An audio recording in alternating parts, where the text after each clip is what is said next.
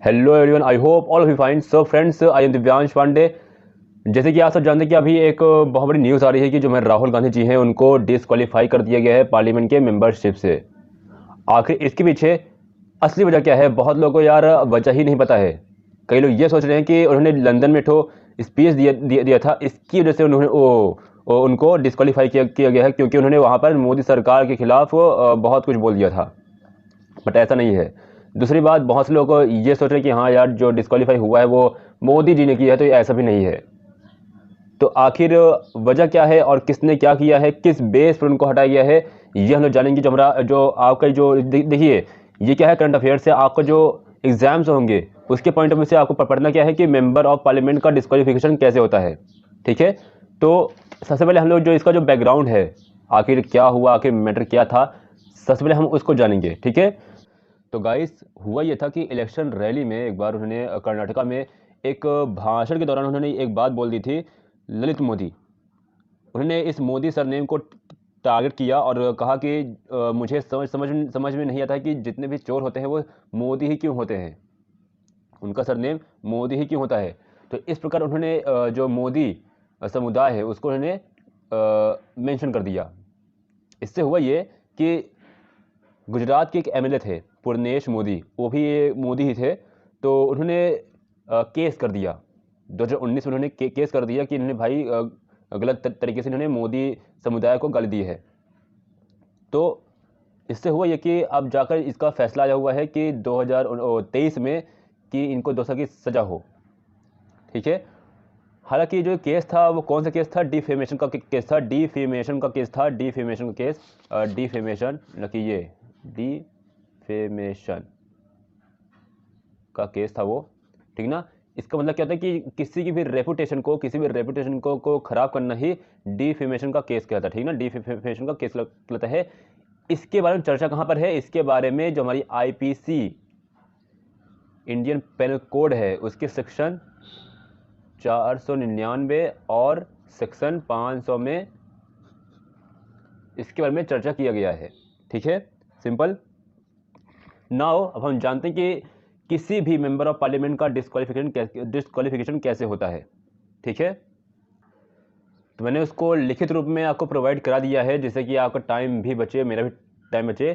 तो डिस्क्वालिफिकेशन इसका मतलब क्या क्या होता है, अयोग्यता। अयोग्यता तो आखिर है क्या।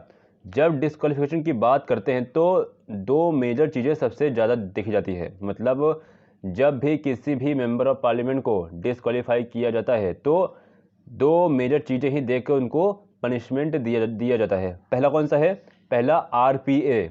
RPA representation of people act, sorry for stammering guys. RPA मतलब representation of people act 1951। Okay, and second thing कौन सा है, सुप्रीम कोर्ट का 2013 का जजमेंट। अभी क्या होते हैं, हम लोग बारी बारी से एक एक को समझते हैं। ठीक है ना, आराम से, कोई जल्दबाजी नहीं है। आपको भी टाइम बचेगा, मेरा भी टाइम बचेगा। तो आरपीए 1951, आरपीए 1951। अगर किसी व्यक्ति को यहाँ 2 साल की सज़ा होती है तो उसको यहाँ पर डिसक्वालीफाई कर दिया जाएगा। इट मीन अगर किसी भी व्यक्ति को, पार्लियामेंट ऑफ मेंबर को 2 साल की सज़ा, मिनिमम 2 साल की अगर सज़ा हो गई तो उसे डिसक्वालीफाई कर दी जाएगा उसके मेंबरशिप से। और इसके आगे एडिशनल ध्यान दीजिएगा इस बात को।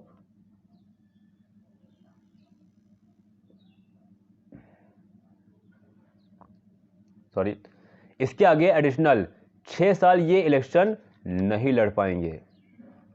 तो आरपीए मतलब क्या हुआ कि अगर किसी भी मेंबर ऑफ पार्लियामेंट को 2 साल की सजा हो गई तो उसे डिस्क्वालीफाई कर दिया जाएगा और उसके बाद एडिशनल 6 साल वो इलेक्शन नहीं लड़ पाएगा। इसको मतलब ये होगा कि जो राहुल गांधी जी हैं वो 8 साल तो अब इलेक्शन नहीं लड़ पाएंगे, ऐसा संभावना पूरा है।